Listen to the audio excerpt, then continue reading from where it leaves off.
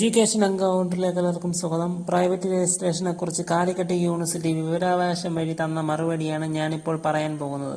വിവരാവകാശ നിയമം 2005 മറുപടി നൽകുന്നതിനെ സംബന്ധിച്ച് സൂചന. ഉന്നത വിദ്യാഭ്യാസം ഈ വകുപ്പിൽ നിന്നും 28/9/2024 തീയതിയിൽ B4-25/2024 HEDN നമ്പർ കത്ത് മേൽ സൂചന പ്രകാരം താങ്കൾ സമർപ്പിച്ച അപേക്ഷയിൽ പ്രൈവറ്റ് രജിസ്ട്രേഷനുമായി ബന്ധപ്പെട്ട ചോദ്യത്തിന് മറുപടി താഴെ പറഞ്ഞിരിക്കുന്നു. ഈ പ്രധാനപ്പെട്ട കാര്യങ്ങളാണ് ഞാൻ പറയാൻ പോകുന്നത്. എല്ലാവരും ശ്രദ്ധിച്ചു കേൾക്കണം. ചോദ്യം നമ്പർ 4.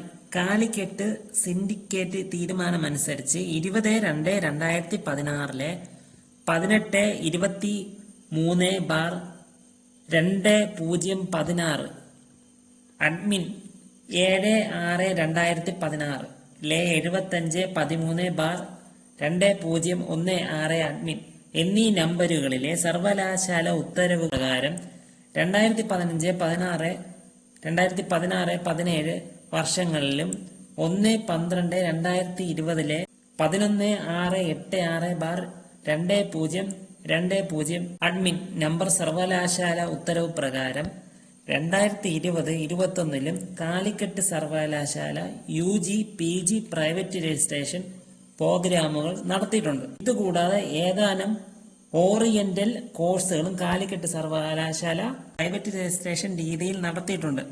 പ്രൈവറ്റ് രജിസ്ട്രേഷൻ പ്രോഗ്രാമുകൾ UGC ഡിസ്റ്റൻസ് എഡ്യൂക്കേഷൻ ബ്യൂറോയുടെ അംഗീകാരത്തിന് വിധേയമല്ല. യൂണിവേഴ്സിറ്റി സ്റ്റാറ്റ്യൂട്ടിലെ വ്യവസ്ഥകൾക്കനുസൃതമായാണ് പ്രൈവറ്റ് രജിസ്ട്രേഷനുള്ള വിജ്ഞാപനം പ്രസിദ്ധീകരിക്കുന്നത്. ഈ കോഴ്സുകൾ നടത്തുന്നതിന് ഹയർ എഡ്യൂക്കേഷൻ ഡിപ്പാർട്ട്മെന്റിൽ അനുമതിയുണ്ട് എന്നാണ് ഡെപ്യൂട്ടി രജിസ്ട്രാർ പറയുന്നത്. ഞാൻ പറഞ്ഞ കാര്യങ്ങൾ ആർക്കെങ്കിലും മനസ്സിലായ? വ്യക്തമായി പറയാം ഒന്നുകൂടെ. അതായത് കാലിക്കറ്റ് രണ്ടും കണക്ക് തന്നെ. അവിടെ പ്രൈവറ്റ് രജിസ്ട്രേഷൻ പഠിച്ച UG PG വിദ്യാർത്ഥികളുണ്ടല്ലോ, UGC അംഗീകാരം അത് വേണ്ട എന്നാണ് കാലിക്കറ്റ് പറയുന്നത്.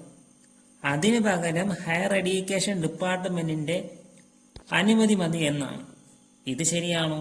എന്റെ അറിവിൽ UGC അംഗീകാരം വേണമെന്നാണ് എനിക്ക് തോന്നുന്നത്. പിന്നെ 2020 മുതൽ പ്രൈവറ്റ് രജിസ്ട്രേഷൻ പാടില്ല.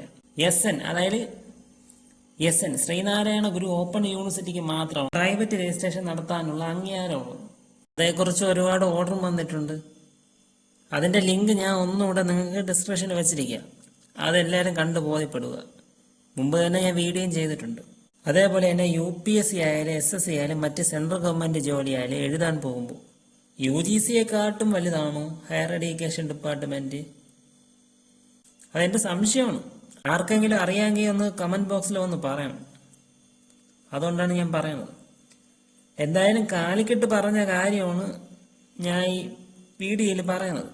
അവർ പറഞ്ഞത് ഹയർ എഡ്യൂക്കേഷൻ ഡിപ്പാർട്ട്മെന്റിന്റെ അംഗീകാരം മാത്രം മതി എന്നാണ്. കാലിക്കറ്റ് വിവരാവകാശത്തിൽ പറഞ്ഞ കാര്യമാണ് ഞാൻ പറയുന്നത്. ഈ വിവരാവകാശ രേഖ എന്റെ കയ്യിൽ കിട്ടിയപ്പോൾ പല കാര്യങ്ങളാണ് സംശയം തോന്നിയത്. ഒന്നാമത്തെ കാര്യം, ഈ ഹയർ എഡ്യൂക്കേഷൻ ഡിപ്പാർട്ട്മെന്റിന്റെ, അതായത് കേരളത്തിലെ ഹയർ എഡ്യൂക്കേഷൻ ഡിപ്പാർട്ട്മെന്റിന്റെ ഓർഡർ കൊണ്ട് UPSC SSC സെൻട്രൽ ഗവൺമെന്റ് ജോലിക്ക് പോയി കഴിഞ്ഞാൽ അവർ അക്സെപ്റ്റ് ചെയ്യൂ. അവിടെ UGC അംഗീകാരമില്ലേ മെയിൻ. പിന്നെ എന്തുകൊണ്ടാണ് കാലിക്കറ്റ് പറയുന്നത് ഹയർ എഡ്യൂക്കേഷൻ ഡിപ്പാർട്ട്മെന്റിന്റെ ഓർഡർ മാത്രം മതിയെന്ന്?